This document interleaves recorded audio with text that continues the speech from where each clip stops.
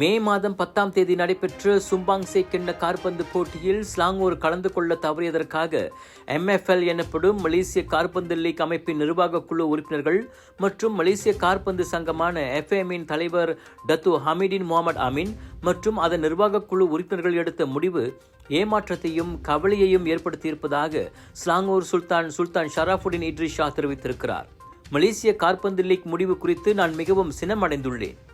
MFL முடிவு பொறுப்பற்ற, கருணையற்ற மற்றும் மனிதாபிமானமற்ற முறையில் இருந்தது.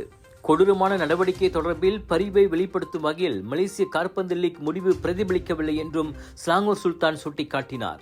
ஸ்லாங்கூர் மற்றும் மலேசிய காற்பந்து விளையாட்டுத்துறைக்கு அடையாளமாக திகழ்ந்த பிரபல காற்பந்து நட்சத்திரமான ஃபைசால் ஹலீமிற்கு எதிராக மே 5ஆம் தேதி அவரது உயிருக்கு மிரட்டலை ஏற்படுத்தும் வகையில் கொடூரமாக எரித்திரவம் தாக்குதல் நடத்தப்பட்டது. அதே வாரத்தில் தொழில் ரீதியிலான பல காற்பந்து விளையாட்டாளர்கள் மீது தாக்குதலும் நடத்தப்பட்டது. இதனைத் தொடர்ந்து ஸ்லாங்கூர் காற்பந்து குழுவின் விளையாட்டாளர்கள் அச்சத்திலும் அதிர்ச்சியிலும் இருந்ததால் சும்பாங்சே கிண்ணத்தின் ஆட்டத்தை ஒத்திவைப்பதற்கு மனு செய்யும்படி ஸ்லாங்கூர் காற்பந்து கிளப்பிற்கு தாம் அனுமதி வழங்கியதாக சுல்தான் ஷராஃபுடின் தெரிவித்தார். எனினும் ஆட்டத்தை ஒத்திவைப்பதற்கு MFL மறுத்துவிட்டதோடு அந்த ஆட்டத்தின் முடிவை எதிரணிக்கு சாதகமாக அறிவித்தது. காற்பந்து விளையாட்டு மலேசியர்களுக்கு விருப்பமான ஒன்று என்பதோடு மலேசியர்களை ஒன்றுபடுத்தக்கூடிய விளையாட்டு உணர்வை கொண்டதாகும்.